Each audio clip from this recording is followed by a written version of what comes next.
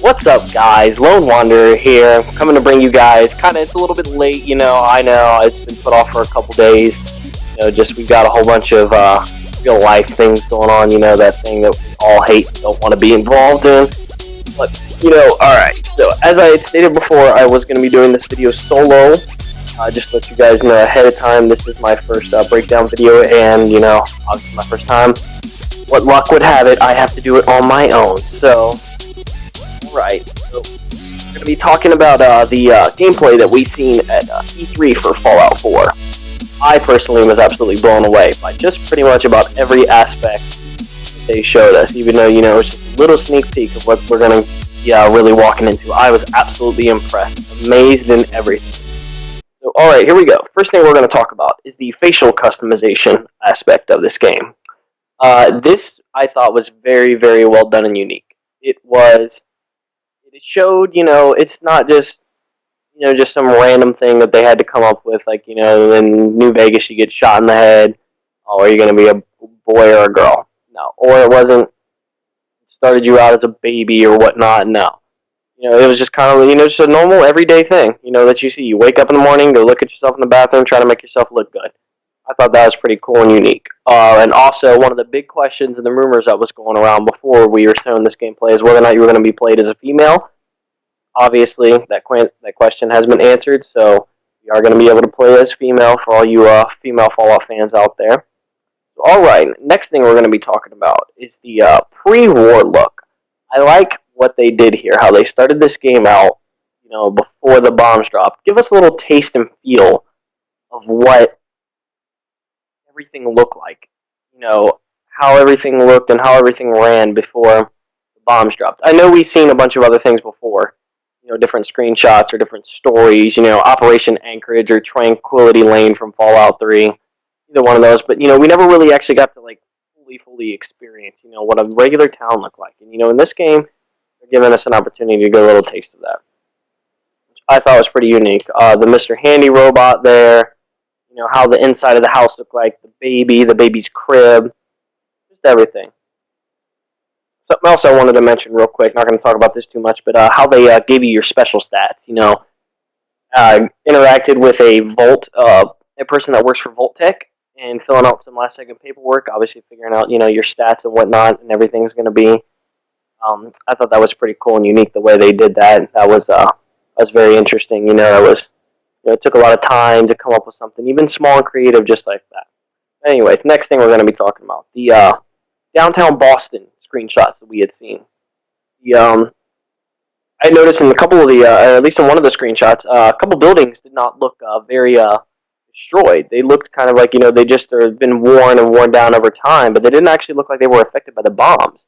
And I thought that was interesting. I thought, maybe, hey, Boston may, combine the New Vegas and Fallout 3 look, not everything is completely destroyed and ruined like in New Vegas, like kind of just a part of the old world that wasn't touched, and maybe there are other parts of the wasteland that are pretty, eradicated, which, I can deal with that kind of balance.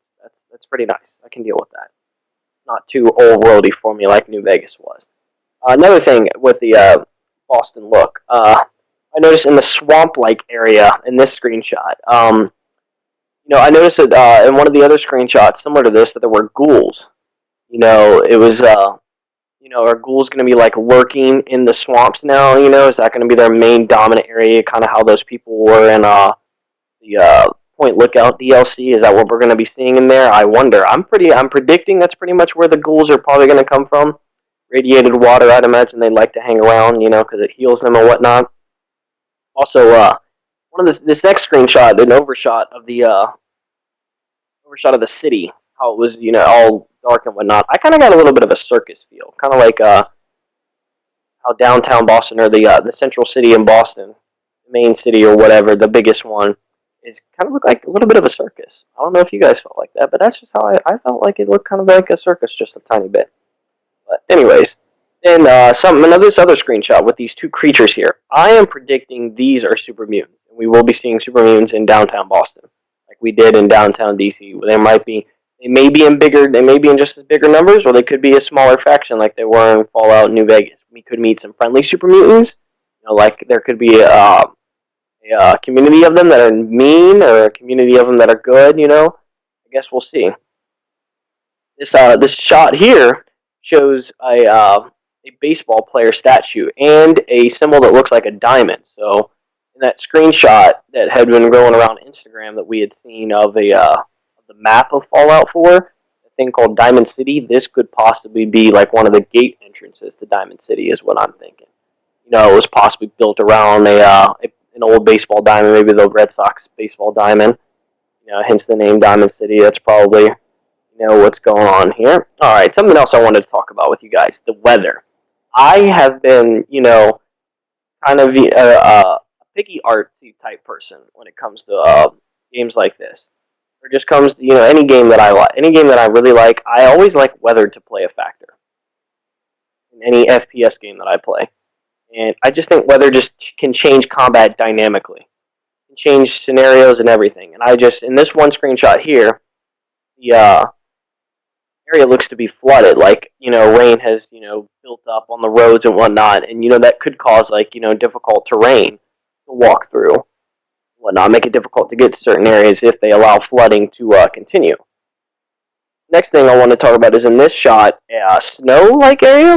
We have never seen snow in Fallout before, so obviously Boston's a little bit more north, a little bit further north than DC, so maybe we could possibly be seeing our first signs of snow in Fallout. I mean, the general back area doesn't look like it's affected too much by snow. I could be wrong. This completely could not even be snow. It could be something else. I don't know. I can't even think of anything else that would look directly like that. But that's just what I'm going with. I believe that is snow, and that is what we are going to be possibly be seeing. If you're playing the game throughout the winter months, you could be hit by a blizzard and whatnot. Or if you're playing in like April and stuff, you could experience water, rain, thunderstorms. Possibly tornadoes, maybe? I'd like tornadoes. That'd be interesting. Next thing I want to talk about are the combat scenarios, or at least the how the combat's going to look in Fallout 4. The slow-mo VATS, that was pretty cool. I liked that. That was very interesting. Instead of just like the whole game and time just freezes. All of a sudden, when you go into VATS, like you slow-mo, you see the creature still coming after you. Kind of makes it a little more intense, A little more just kind of like, oh yeah, I better hurry up and do this before he gets to me. Something else I want to point out too, I don't know how many other people notice this, but dog meat in the back or whatever, if you're able to, it'd be pretty cool if you're able to customize his name and he's not just dog meat. But anyways, how he managed to, just like he's bigger than the mole rat, so he's going to overpower them.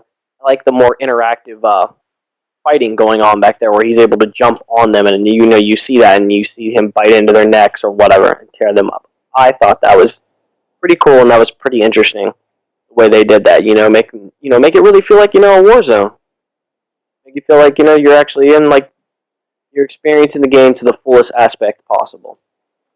One other thing about the combat I want to talk about. This screenshot here shows your character looks like you're shooting a fat man at a vertibird with a Brotherhood of Steel initiate in it. Now, I don't know what this could possibly mean. Whether this means Brotherhood are bad, or your characters, they're just showing a random combat scene here.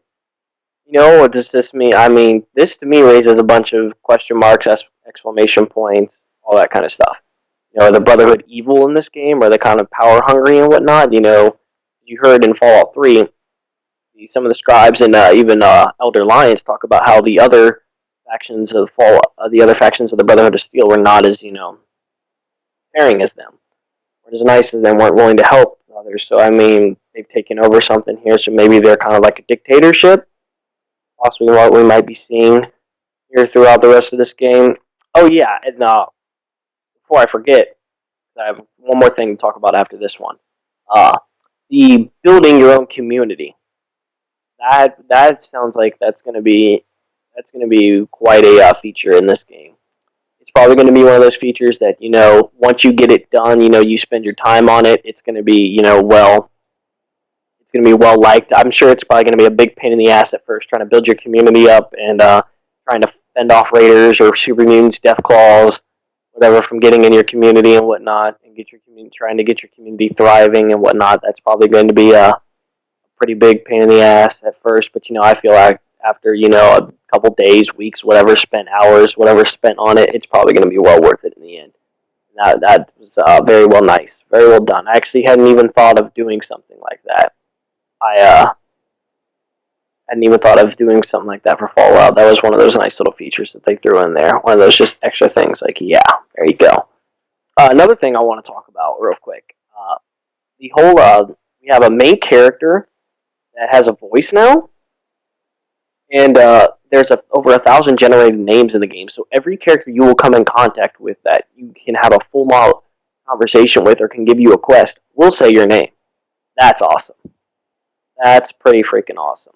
You know, we got a character that can talk, because, you know, all these other Fallout games, we've just, you know, had these dialogue selections and the characters say something back. You know, it'd always be nice to have a little more interactive conversation, like your character play bigger of a role in the conversation. And I thought that was pretty cool. That was definitely something very unique, something I'd been waiting for in a Fallout game. And, you know, I figured if any time would be the right time, they'd do it for Fallout 4. And they did. They showed up. That was absolute perfection. That was okay in my book. Well, I'm going to wrap this up, guys, because I don't want this to be too long. So I hope you guys enjoyed the video. If you did, be sure to like it, comment on it. Well, let me know. Please critique me. This is my first video. I would like to get this, you know, I would like to build myself up, become better at doing this, because I will be doing other stuff later on with Fallout or other breakdown videos, Let's Play. So will Vault Boy. You'll be doing that as well. So please critique me. Let me know how I did. Let me know anything I missed. If I did, maybe I can make another video about that stuff. So thank you guys. But if you haven't already, follow the Instagram page at Vault Boy, at Fallout Vault Boy, and we'll keep you updated with any rumors, any extra stories, anything about Vault 11 that might come out, or Vault 111, excuse me, that might come out. Since they didn't review anything, maybe they'll throw a bone at us here and there. We'll keep you guys updated with memes, all that stuff. So, alright guys, Lone Wanderer signing off.